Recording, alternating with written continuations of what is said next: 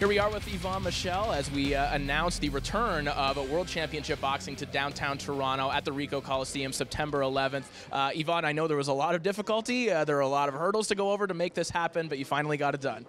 Yes. I'm very, very thrilled to have been successful of finding the right partners with MLSE, with Les Wood and Lennox Lewis. I think it's almost a dream team to bring major boxing here in Toronto. It was also, I tell you, a request of Adonis Stevenson. Adonis has been asking me since a while that he wanted to fight. He believed in Toronto was going to be a good a fan city for him. So I'm happy that we are finally in the line of finalizing it.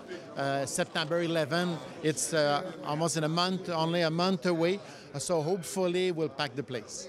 Now, you guys have obviously created one of the hotbeds in North America for boxing in Montreal and everywhere in Quebec, really. Do you think that basically the only way, if you ever are going to do that same thing in Ontario, is to just start it with a big fight like this? This is, yes, I believe Toronto is a city for major sport, for high caliber of sports, Steven.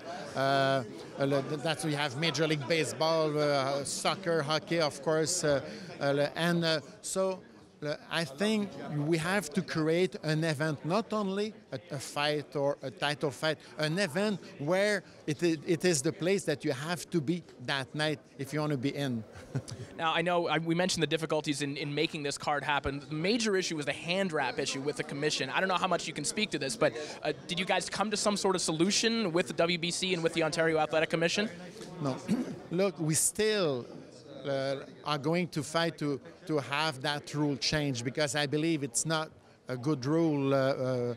It's illogical, but it is what it is at the moment. I spoke to Sugar Hill, who is the trainer of Adonis, and he said that he can manage to do something decent. He said decent, which is not the best, but decent enough to be able to hold the fight.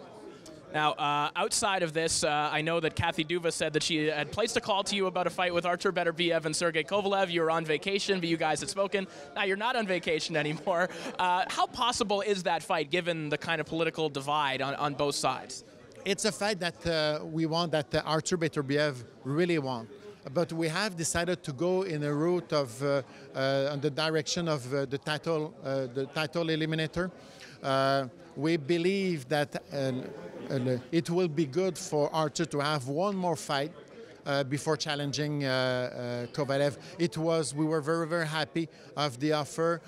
She made an honest effort to have it done. We sat with Artur's team, with his trainer, and we conclude that it was better to wait a little bit. One more fight.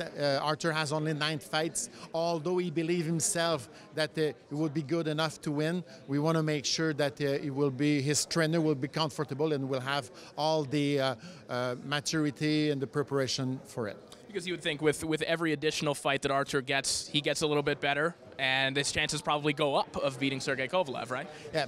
Look, it is also that he fought in June, and then he went into the Ramadan, and he didn't want to do the first fight after that in a World Championship. So by going in a title eliminator, that will restart his body, his machine, and to be able to be at his best when he'll fight Kovalev. He'll fight Kovalev right after the title eliminator.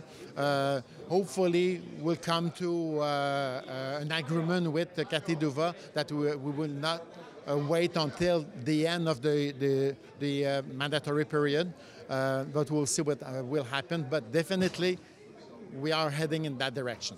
Now, next week as well, we should mention on PBC, Lucien Bootay taking on Andrea Di Louisa, Bootay's return. You, as promoting a Bootay fight now, is that enthusiasm for Bootay in Montreal, is that still there? Yes. He has a touch with the fan. It's everybody loves him, and everybody believes that for what he has done in the past for the industry of boxing in Quebec, he deserves a last chance. He's 35 years old. He fought 10 times in the World Championship.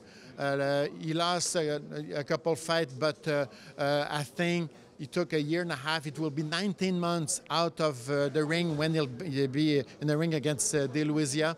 And so he has rebuilt himself physically, mentally, and he's ready for a last go.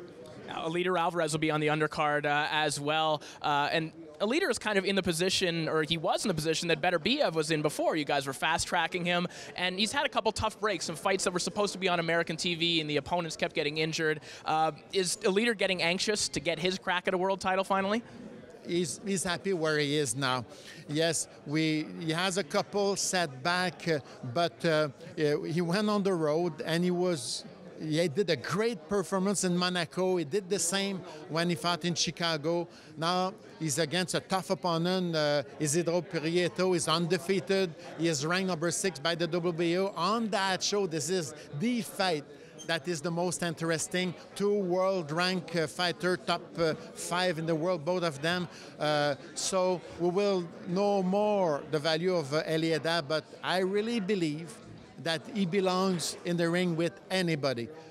So we will see what will be next for him, but there will be a lot of action. You know, the beauty with the PBC is you don't need necessarily to be world champion to make a good living, to have a good person, have a good program for you.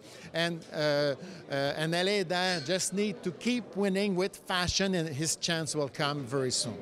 We're looking forward to the card. Obviously, I'll be there as well. I'll obviously be here in Toronto. Thank you so much. Thank you very much.